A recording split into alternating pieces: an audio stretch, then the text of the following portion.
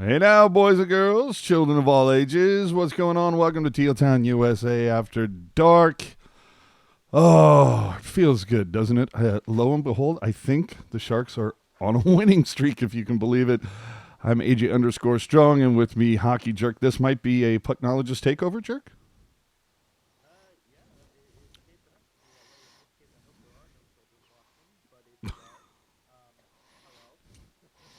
In the words of Jerk, you love to see it.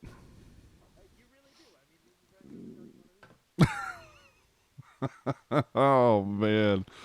Oh. Only, right? And hey, if they keep playing like this, I'm just saying. Although, let's see. True got his first point. Letunov. Why have the Barracuda suck so much? Anyway, so this started off like a Sharks game you're used to. Sharks allow a goal in the first 5 minutes of the game, and you're thinking, well, that game in Calgary was nice, wasn't it? Oh, that seems odd. That seems rather odd. I've changed no settings.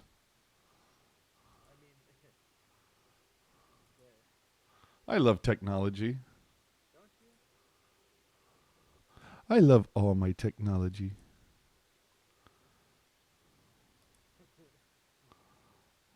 Well, Well, it might just be the AJ show.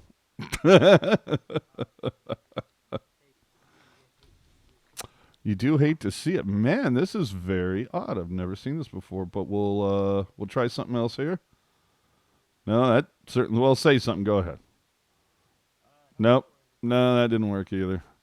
Wow. Jeez. You know what? Puck guy takes a header and like everything just goes to the dump, doesn't it? Well, we'll see if we can get him back. This is very odd. I've never seen this before. We'll give it a shot here. So while that happens, let's get into this one as we try to dial back our settings.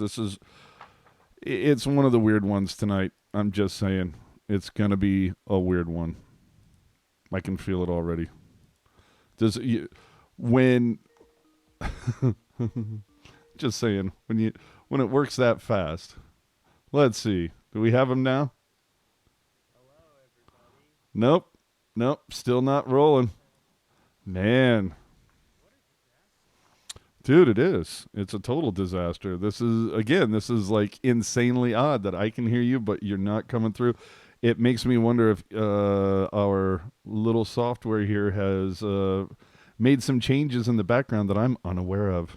I'm terribly sorry to hold everybody up here. I'm just trying to see if we can figure something out here. It's so unfortunate. Man, dude had things to say, and just there's nothing we can say right now. Oh man, I don't play. You know what it is because we don't have enough people watching. We don't have enough thumbs up and hearts and all the other things. Thumb it up, baby. Thumb it up. Let's see. Nope. No, I don't get it. It's supposed to be coming in here with the Skype. Skype. Wait a minute. Let's try one more. Can we hear you now? Can anybody hear me? Hey, look at that. Do we have Jerk audio people in the chat? Can you let a brother know? Let a brother know. Based on the settings here, we do, but I just want to make sure before we move on. I've been trapped in a well. Can we get? Did he leave and come back? Yes, that's what happened. Do it. Let people. Laurel says yes. Yes. All right. So you know what it is? That's the power of the Canadian Coors right there. Cheers to you, Canada. All right. This all could have been avoided if Puck guy had not taken an arrow to the knee or whatever happened to him. Okay. Now we're on. Game on. Okay, here we go. All right, Well, start fresh. Yeah, start fresh. Okay, forget that the first first 5 minutes, like tonight's game, were shit. And blame our imaginary intern Steven. Steven, dinner. All right. So early on, 4 minutes in, Gagne buries a rebound with Dell out wide, and we're off to the races. And I'm thinking, oh boy, that Calgary game, that sure was fun. Yeah, that's kind of been the MO for the Sharks lately. Is they'll win a game pretty commandingly, and then they'll come back and they'll just lay 3 eggs back to back to back. So, like you said, seeing Gagne get on the board there early, it was kind of like, oh, here we go again. Oh, you teases. Yeah. And then barely 90 seconds later, McDavid would blow by Ferraro and Shimmick. Pot won tonight, and now Sharks are down 2-0, and you're going, I wonder if there's anything on my DVR that I need to catch up on. Yeah. Well, Criminal Minds does air on Wednesdays, so there you go. Did have that one. Did have that queued up.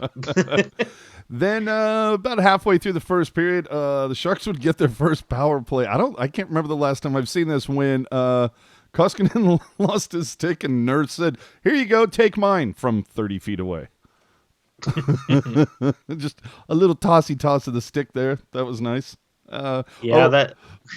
By the way, all the thumbs up. That's just want to let you know that's what fixed Jerk's internet. Just saying. Yes. Although I am seeing right now there are evidently 47 people watching right now, but only 24 thumbs up. Those are rookie numbers, people. Tell a friend. Give a thumb. I'm just saying. Tell a friend. They'll tell a friend. Maybe we'll get a certain soda company to say hello to me. No free ads. So just after that, right after the halfway point of the first, Timo Meier would get the Sharks on the board, tipping in a Burns slapper a la Pavelski. If you think about it, in fact, that's going to be, I think, a theme of the game tonight. A lot of the goals for the Sharks tonight came in from guys being within 5 feet of the net. It's a big deal. Like, you love to see it. You love to see it. Although, if you look at the replay, Marleau might have gotten away with holding the stick, and we get a thumbs down. Well, thank you. You're sweet. Well, can't win them all. Yeah. But yeah, Marleau, I think, got away with the holding of the stick. But either way, lots of goals coming in from in tight. Just after 13 minutes of the first. Oh, my Lord. Burns, what the hell are you doing? It's just a tripping penalty where he, tripped. Dude, it almost looked like he went, full-blown toe pick. Yeah. At first glance, I thought it looked like maybe... who was that? Was that Clefbaum or was that Darnell Nurse? I don't recall who, but it looked like maybe they had hacked him down a little bit. Clearly just, stumbled over his own feet there. And I don't hate what he was trying to do there, obviously getting the puck away from Leon Draisaitl, but he hacked him in the wrong spot, we'll say. And just a weird sequence of events, Burns looked like he was sliding into home plate there. Yeah. Rob Iman letting everybody know that Pepsi is the one that gave us the thumbs down. Figures. Yeah, well, you know what? That's why I don't drink their product. Hey, now. So Randy G saying, last year I was screaming to crash the net, and good things happen when they do. Yes, I'm always screaming on crashing the net. Can we? Please? I'm just always screaming. This is true. So moving on after that silly little penalty, Clefbaum would high stick the other Carlson, this time leading to a double minor because dude drew blood. And what happens? The Sharks, holy crap, have scored a power play goal. And let me take a look at the list here. It's their second power play goal in 2, 4, 6, 8 games. So it had been a while, people. It had been a while. So, yeah, and I think this. I think this goal, Kane's goal or Burns or whoever they ended up giving it to. I think this was kind of the start of obviously everything going well for the Sharks, but I think tonight was probably Brent Burns' best game of the season, and I mean, he was doing everything right, as we'll talk about in a bit. I mean, in on the offense very early, but then obviously I just thought he played very well defensively. I thought he was, not getting caught flat-footed anywhere. I just thought it was a really good game by Burns, and so obviously when you're putting in that kind of work, you want to see a reward on the score sheet, and Burns obviously got to get some of that tonight, which was great. Absolutely. And Laurel asking, did Milker come back? Yes, Yeah. He played. He just had to played get his, some glue in there, and you're set. Yeah, just shove the chiclets back in. You'll be fine. Uh, Burn slapper, as you said, Kane would get the credit for it. But again, we're talking now. The Sharks have tied it, but how did they come? Burns slapping it towards the net, and there's a guy within 3 feet of the goalie to bury it or for it to go off of. Again, this is going to be a routine that occurs throughout the evening here. I mean, it's almost, and bear with me here. It's almost as if when you do things that help you win hockey games, you win hockey games. Who knew, right? I mean, Sharks have been talking about wanting to play that greasy net front game ever since Bugner took over, and like you said, AJ, tonight was a perfect example of that. I think I want to say all 6 of their goals had some kind of kerfuffle going on at the front of the net, which is obviously great because the Sharks aren't going to razzle dazzle you with their offense. It's going to be, you put on your hard hat and you go to work. You know what I mean? And that's what we saw tonight. Yeah, tonight was. I'm looking on here on my sheet. The last time the Sharks put up 6 goals was versus Philly at the end of December in a 6-1 rout. By the way, It's a rout, not a route. For the people working at NBCSN. But yes, the route was on at that point. But after the one, we got a tie game. Looks good. You get 19 seconds of power play time to start your second stanza. I think you got to feel like everybody felt positive. It felt to me, Jerk, like, especially in the first, as the game went on, the Sharks just looked more comfortable and just were playing stronger and just more cohesive. Yeah, I would agree with that 100%. And it's now been 2 games in a row where, the Sharks maybe they're asleep at the wheel a little bit to start the game, and then Dell made some huge saves for them in the last 2 games, and like you said, after they kind of got their heads back on straight, it was all business. Everybody was working together, doing their part to make things happen, and this game as a whole seemed to me like one of the most like all around good team efforts. You know what I mean? Like there wasn't one person who was driving the bus, and there wasn't one person who was hurting everybody. Everybody just did their part, and it was just business as usual. Come in, take your 2 points, and that's it. Yes, absolutely.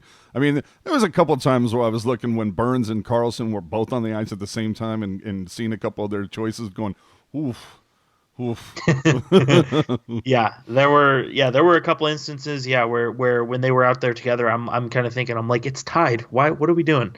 But I thought both of them played very well tonight. Which, as I said on Twitter before the Calgary game, like if the Sharks are going to want a chance to do anything, Burns and Carlson are going to have to control the game tonight. And I think, or not tonight, but generally speaking, and I think tonight, both of them did a really good job, both defensively and offensively. Yes. For the most part, again, there's a couple. Couple times you're gonna have your.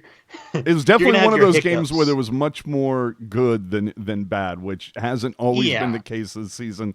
But no, it was solid, and boy, there was one time when I don't know if Burns blew a tire or what the hell happened, but he just ate it in the neutral zone, and boy, our savior Shimmick coming to make that save. Anyway, I saw too. I think it was an odd man rush in the neutral zone going for Edmonton, and EK kind of stepped up a little bit, got his stick in there, and slapped the puck back towards the Edmonton zone. And I'm like, all right, Mark's calendar. Well, to head into the second, oh my Lord, Sorensen comes in with the shot fake, passes it over to EK65, who looks like he gets a shot, but get a little bit of a rebound. And Maxim Letunov, again, a guy getting his dividends, or shall we say in jerk language, dude getting his cookies because he was in front of the net. Again, third goal tonight for the Sharks coming off a stick from a Sharks player who's like within 3 feet of the paint.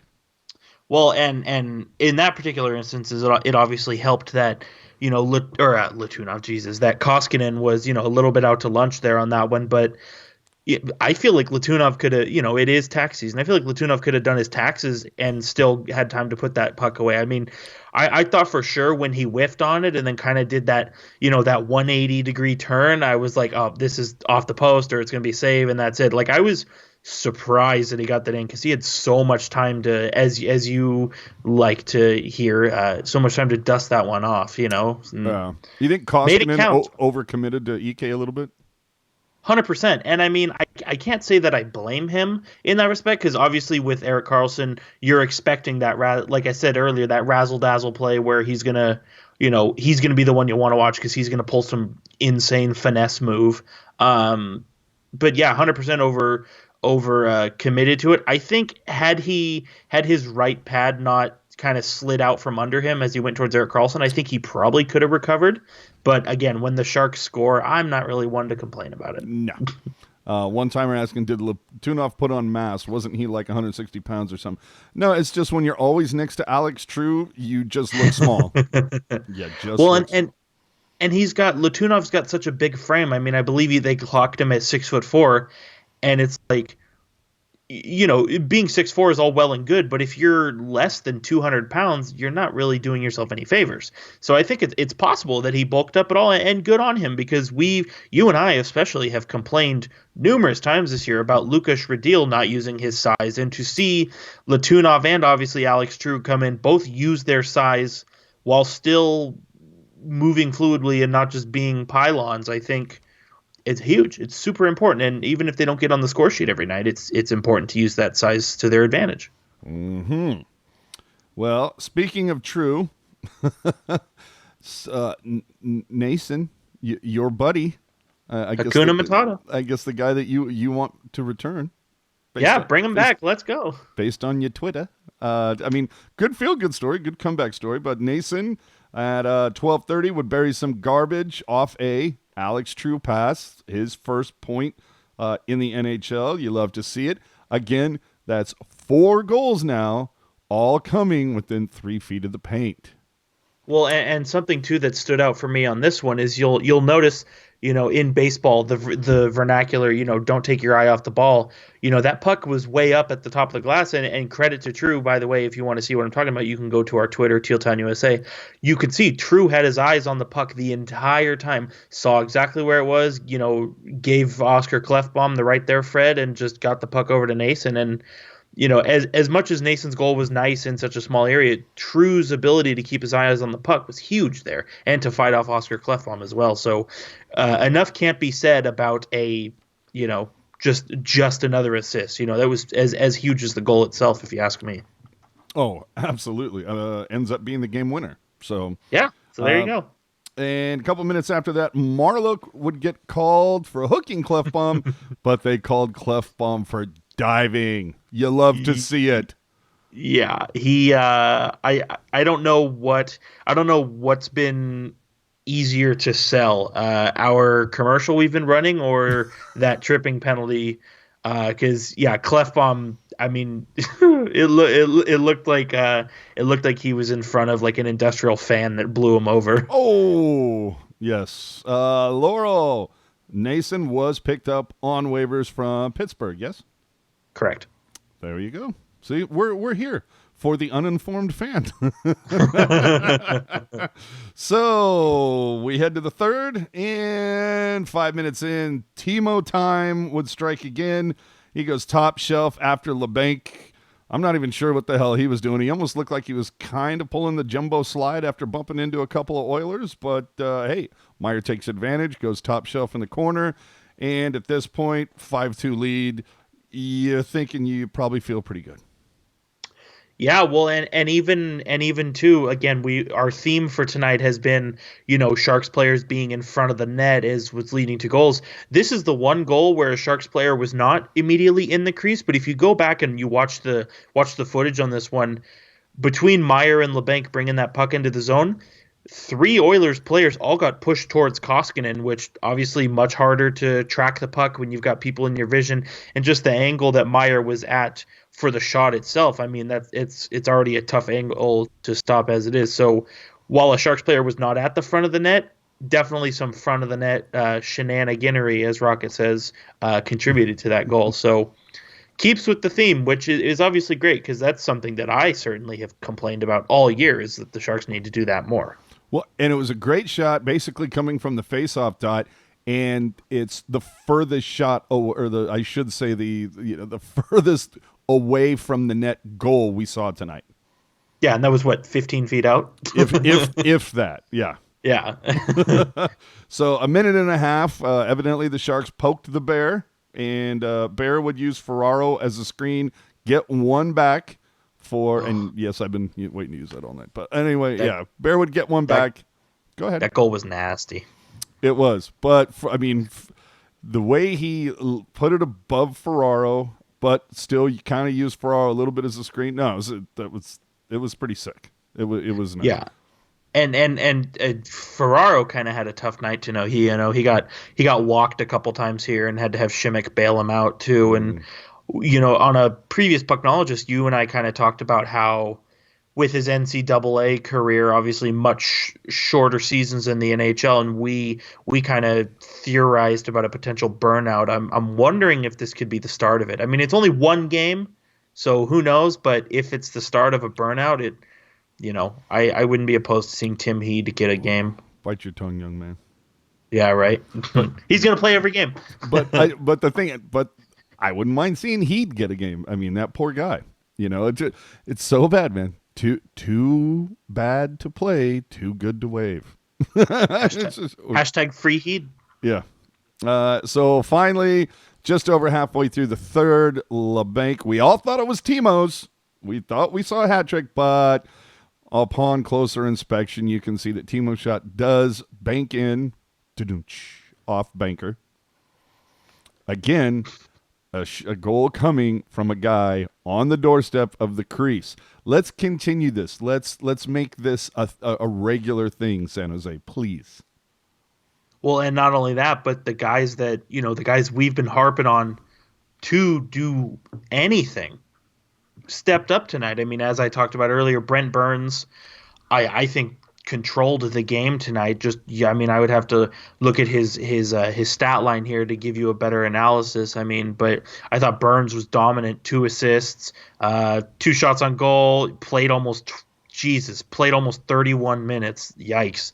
But but controlled the game and was good for all of those 31 minutes, except for when he slid into home base. And then, obviously, Evander Kane staying hot. You love to see it. Meier and LeBanc stepping up. I mean, hold on. The guy 31 minutes. What are you talking about?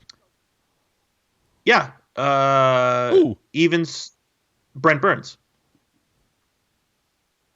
Oh, yeah. I see what you're saying. Even strength 27-37, power play 3-27. Gotcha. I was looking at a different stat. So yes. I was like, wait, what? But the guys that we needed to step up to Timo Meier, Kevin LeBanc. I mean, those are 2 guys you and I have called out numerous times last week, and they both came to play. And again, LeBanc is just flying under the radar. But the last 3 games, I think LeBanc has been doing his damnedest to make things happen. And like I said, if it's not going in, he's still trying. Which that's all you can ask for is try. Because if you're not trying, then why are you here? Hey now. And it makes me wonder if Ferraro, because some of his plays tonight, why his time was so limited tonight, because he was only at 10:22. A couple minutes on the power play, but that seems a little light for him. Yeah, well, and I don't know. I'd have to go back and look, obviously game by game, but I think you just look Dylan, Vlasic, Carlson, Burns, all 25 plus, or 20 plus, excuse me. So I think this is a game where even though the Sharks were comfortably up, you know that McDavid and Draisaitl can take over a game at the drop of a hat. And I just think it's a situation where maybe Bugner wanted the big guns out just to be absolutely sure. Because, I mean, lest we forget that, the Sharks may be way out of a playoff spot right now, but this is an opponent that the Sharks need to keep pace with. Oh, absolutely. I mean, it's not like we're playing Buffalo on a Sunday afternoon. You know what I mean? Well, I mean, we came out of the break focused on the 6 games coming out because 5 of them were going to be against divisional opponents. And right now, I mean, you got the win versus Anaheim, win versus Calgary, win versus Edmonton. Yeah, you got the loss versus Vancouver, but you have 5 games. You've won 3 of them already. Well, not only that, but Vancouver lost tonight to Minnesota, so we're chilling. Hey now. So yeah, that's that would be the way the Jerks cookies crumbled, if you will. You love to see it. So Aaron Dell now 5-0 versus Edmonton. Not too bad. Improves. Actually, you know what? Now that I'm thinking about it, his numbers over those 4 games prior to tonight, his this is great, dude. His save percentage 904 coming into tonight. Tonight, his save percentage 903. I mean, talk about consistency. It's like, can he play Edmonton all the time? Good. Or do we trade Dell to Calgary? Just say that's going to be an interesting debate as we come up here on February 24th. I mean, it's really tough. And then and just for reference here, as we can quickly touch on it. Wow. I was gonna tell us about Aaron Dell's stats versus Edmonton, but evidently either I'm blind or NHL.com doesn't have it listed. So those bastards. So before we go any further and get a little bit more nitty gritty into it, again, please do us a favor, subscribe, hit the thumbs up if you would, please. Hit the notification bell, which will tell you every time we go live, which is, in fact, after every single Sharks game. And hit us up on our social media channels, YouTube, Twitter, Instagram, Facebook, Reddit. And if you're real lucky, don't forget our Discord. And if you ever miss a show, you can find them always on YouTube, always on your favorite podcatcher, and everything at tealtownusa.com. And now this. Hey, you 30 teams in the NHL. Are you looking for a deal? Do you need a trade partner? Is your team missing a 40-year-old center? We've got a deal for you. Are you looking for someone to bring some defensive consistency to your blue line? How about Brendan Dillon? He averages over 20 minutes of ice time per game. He led the Sharks last season with a plus 19. He has a shorthanded assist this season on a team with the worst goal differential in the Western Conference. Call now. Or do you need a goalie who gets scored on more than a Kardashian? How about former Boston Bruin legend Martin Jones? No one cares about goals against or save percentage when your goalie has a ring and Martin Jones can bring one to your team immediately. Who cares if Jonathan Quick gave it to him? Martin Jones has one. And what if you're in the market for a stalwart penalty killer? How about Milker Karlsson? Sure, he'll be 30 this summer. Sure, he's declined for 4 straight seasons. And sure, you probably already have one of these guys on your minor league team that can do the same thing for a lot less money. Who cares? Not only does this guy kill penalties, he also gives your fans someone else to complain about. Lines are now open. And what if you're looking for a name that will just eventually be in the Hall of Fame? We got you there. We got you with 2 there, in fact, that's right. How about Joe Thornton or Patrick Marleau? Call now, buy one, get one free. Operators are standing by. Have you seen Marleau's contract? Hell, you've probably spent more on player fines this season. Both of these guys will be in the Hall of Fame. Don't you want them wearing your jersey when they go in? Operators are standing by. Give us a call right now, 1-899-ROOSTER, and ask for Doug Wilson. If you've got a low-round draft pick, you're going to get right through. Call now. Yes, by all means, call now. Thank you to our sponsor. All our friends over at 899-Rooster. So, a couple interesting notes that I had. The national sportscasters I heard, because I was listening to the Sportsnet feed, stick taps to Randy and Bakes, but tonight I wanted to hear me a little bit of Drew. Loves me some Drew. So checking that up. But they actually called out McDavid on a couple plays that he was kind of not getting focused a little too much on offense, not getting back and playing defensively sound. So I'm just saying, when I call out EK65 or Brent Burns from time to time, I'm not the only one who does it, okay? If McDavid can be called out, anyone can be called out, all right? How dare you? And another funny note that they got into during intermission is they said that Joe Thornton, as of now, 5 or 6 years ago, there's certain players, if it's a significant goal, obviously your first goal, maybe your 100th or your first hat trick or whatever. There's a certain amount of pucks that a player is going to keep for themselves. The other ones, of course, get sold everywhere, evidently. But they stipulated that right now Thornton is literally like keeping every puck because he doesn't know when it's going to be the last one. So I imagine there's like some bin at Jumbo's house or something where it's like, okay, it's labeled. Yeah, good. Okay, throw it into the bin. And then whatever the last one is, I keep that one. The rest of them will. There's going to be a sale at the Shark store when Jumbo decides to hang it up. I'm just letting you know. I just picture like this, like a box in his garage, and like maybe when he's like 90, and 90 is a little old, but like let's say older, and he's showing his grandkids like all his pucks, and he picks up that box, and I just picture like the bottom caving out, and all these pucks just spill out and roll everywhere. I don't know why that came to my mind, but I could just picture that, and it would be a pain in the ass to clean up. Yes. So let's get to a couple numbers here. The Sharks 1 for 3 on the power play. As I said earlier, it had been some tough sledding for the power play for quite some time. Again, since Colorado. And since basically they had one goal since Pavelski's homecoming. And so they get a second one tonight. And that's pretty big when you consider the first 5 games into the new year, they had posted 5 power play goals in 5 games. So you're kind of like, what happened to the power play? And on the flip side of that, those first 5 games into 2020, their penalty kill was perfect coming into the night since Dallas, 75%. So it's nice to see. Granted, they only gave the Oilers 1 power play opportunity, which awesome. You're playing cohesively, defensively sound, not taking dumb penalties. So that's awesome. Hashtag you love to see it.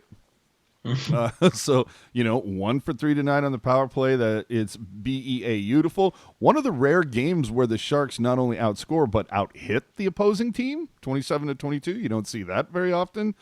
And shots on goal were dead even at 31 apiece.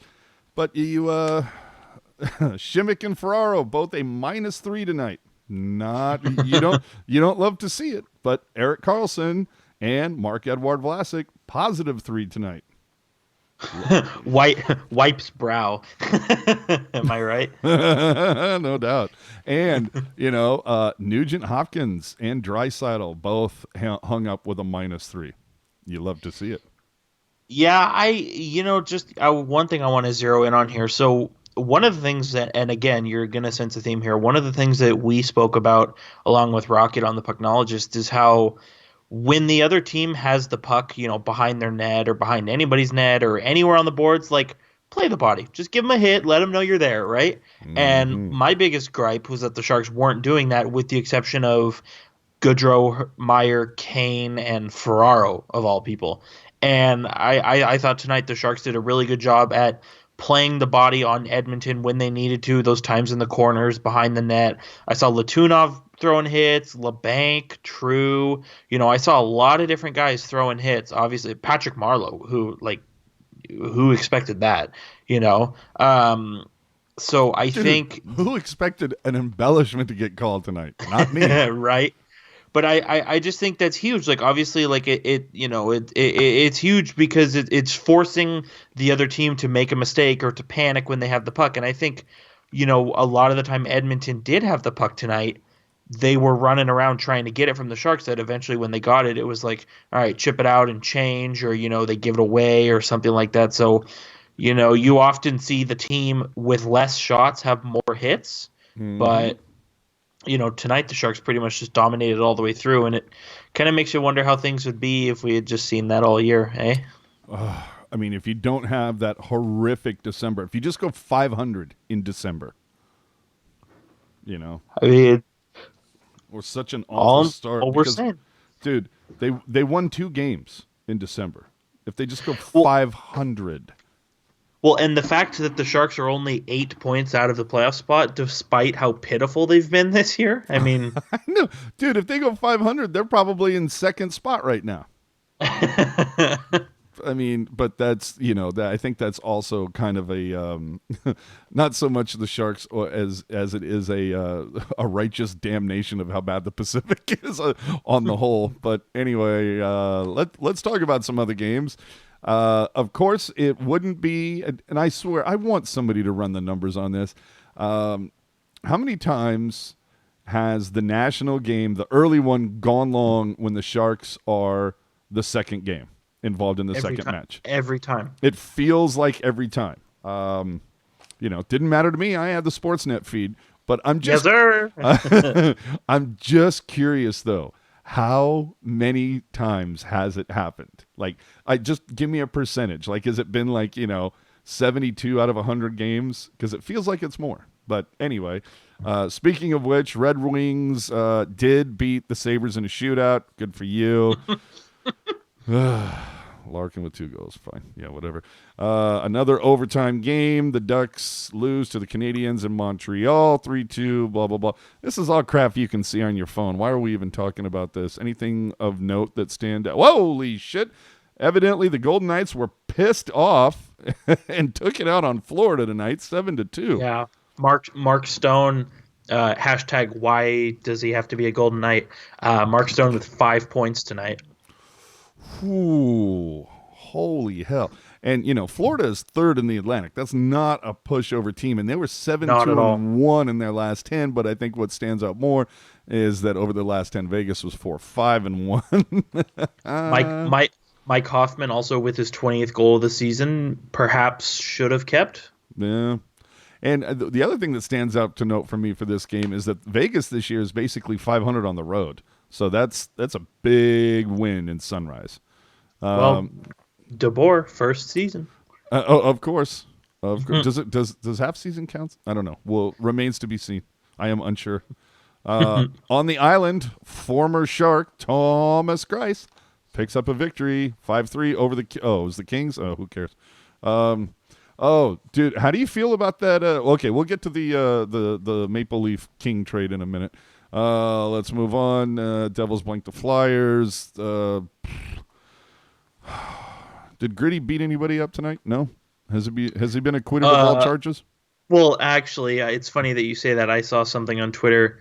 It was basically a synopsis of Gritty's week. It said Gritty was acquitted of, allegedly punching that kid, and then literally goes on to, I guess he taunted a nun or something. Oh, no, the basketball thing. It was fantastic.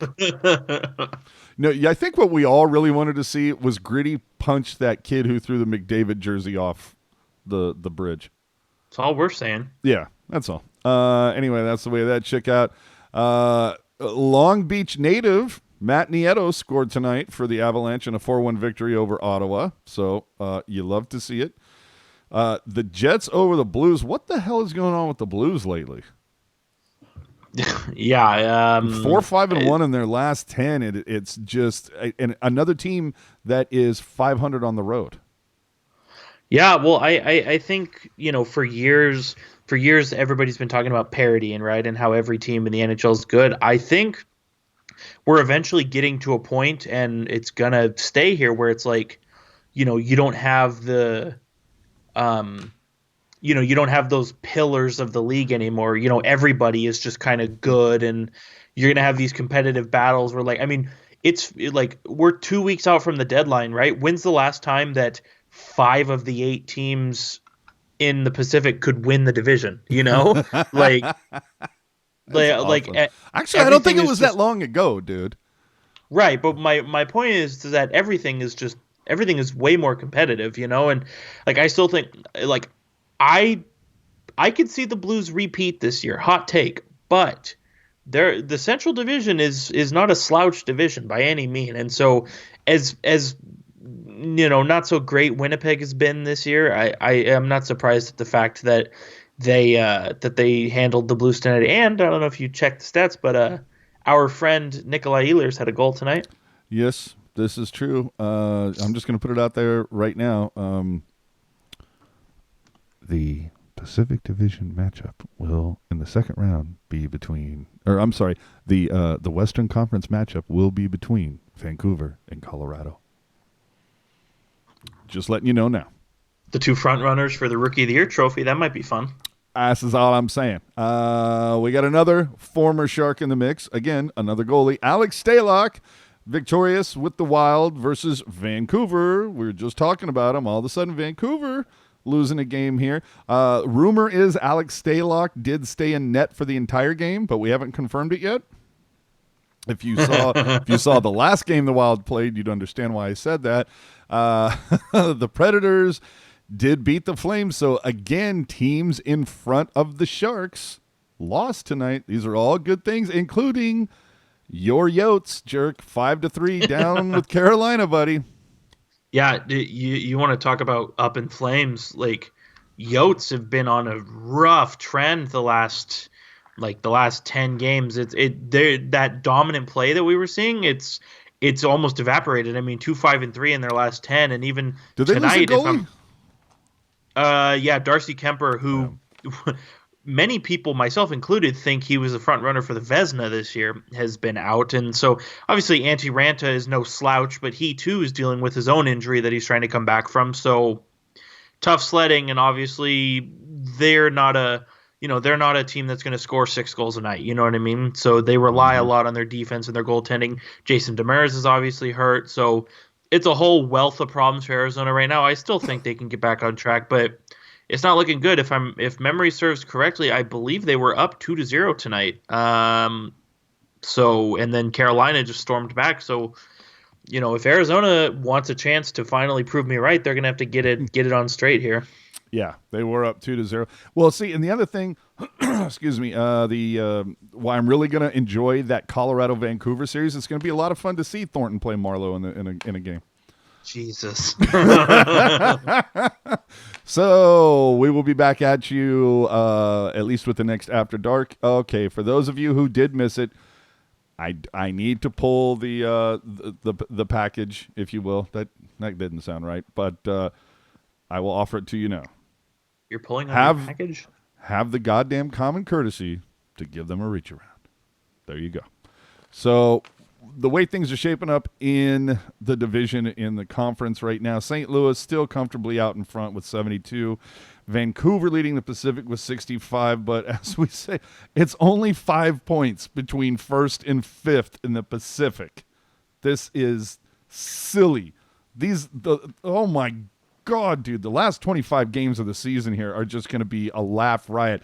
Anytime there's a Pacific Division matchup that involve the top 5 teams, holy crap, watch that. The only thing that bums me out is that if memory serves, I don't think Edmonton and Calgary face each other until the very last game of the season. But that game could have playoff implications. I'll tell you this, if I'm NBC, I'm looking at the schedule every day and I'm thinking, okay, if we get an interesting matchup here, how can we pick up one of these games? Mm-hmm. Because, and without getting too much into it, that's something I've obviously not been happy with about NBC. Is it seems like even though they're the rights holder for the U.S., they don't really care, about showing hockey or showing diverse group of teams. Meanwhile, as AJ and I talked about briefly on Discord, the first game back for Zach Kassian after his suspension, which was against Calgary, that was just going to be a regional game, Sportsnet, in the Calgary and the Edmonton market, and Sportsnet was like, no, this game is going to be wild. Let's put it on all of our channels. And they did. They made it a national game because of the talk of the town, if you will. And if I'm NBC, I'm looking at the schedule as it winds down. I'm thinking, okay, what games can we add to our schedule here? I mean, football's over. Yep. nobody gives a crap about NASCAR or Formula One. No, Okay, you're that's gonna not true. no, But you're gonna start. I think this is a good time to start to. I don't. It would be nice to see if the NHL could, in their next TV deal, if they could work on the idea of flex, where they can like flex a game, where they can say, you know what, we had this other game, written down from the beginning of the season. Like last summer, we had this game that was going to be Jersey versus Buffalo. That's not a sexy matchup when we could show St. Louis versus Vancouver. You know what I mean? yeah, It, 100%. it would be nice if they could figure out a way to do something like that. But yeah, give us that option because let's be honest, this next month, the month of February, this is going to get real fun. And what the hell else is there? Pitchers and catchers, they report whenever, blah, blah, blah. Spring We're not training. talking It about doesn't. baseball. I know, but I'm just saying. Baseball doesn't count until April. So we got a good 2 months. Yeah, there's March Madness. Don't watch soccer, so I don't pay attention to that. But you have, I guess there's that. I don't care. But Jerk and I think what we're trying to say is we're going to be flying our pirate flags a lot over the next 2 months. But to finally finish off with the Pacific, you got Vancouver, 2-game losing streak. Edmonton, 2-game losing streak. Arizona lost. Calgary, 3-game losing streak. Vegas has 1 win after going like 1-4 or something like that. I mean, the honeymoon that DeBoer. See, here's the funny thing. DeBoer gets canned. They bring in Bugner. Has anything really changed for the Sharks? Not really. Have they played a little defensively better? Yeah, but I think that's just because nothing else was working. Like, it wouldn't surprise me if DeBoer had stayed if we'd pretty much have the same thing. And I would also say the same thing about Vegas. Would anything that happened to Vegas since Gallant was fired, would it be any different had he not been fired? I don't know that you can say that it could, would have been or it wouldn't have. I still don't understand that firing. I mean, at the time, dude, I that's mean, gonna at go the down time, as like what? well, at the time, yeah, okay, 3 points out of a playoff spot, but as we've spent the last 10 minutes talking about, the division is so tight. Vegas is on a 1-game winning streak, and they're second in the division. Oh man, do you think like the 3 LA teams should just all meet at like a Pebble Beach come like April 6th? Yeah, they can all just merge together and Dude, I think become one team. no, dude, I think it should just be like, okay, whoever finishes last.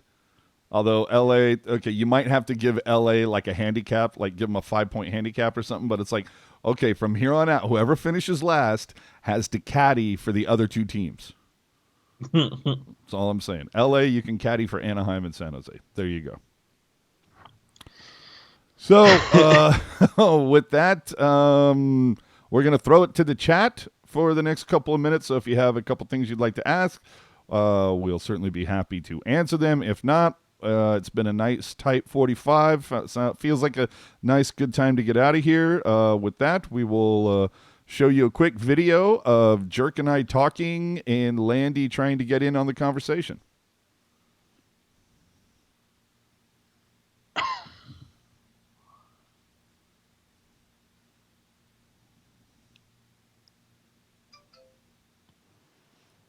And there you go. And I don't know if you heard, but that was Landy just texting me saying that he wanted to talk. No, I'm just kidding. Oh boy. Poor Landy. No, poor Landy. Missed that guy. Let's see. So I mean, where are we at? Where are we? The 6th. 6th. Yes. So that means we have ostensibly 20 days ish, less than 20 days, right? Until the deadline. 18 days. The deadline's on the 24th this year. The 24th at noon Pacific. So 18 days. 2.5 weeks. 2.5 weeks until the deadline.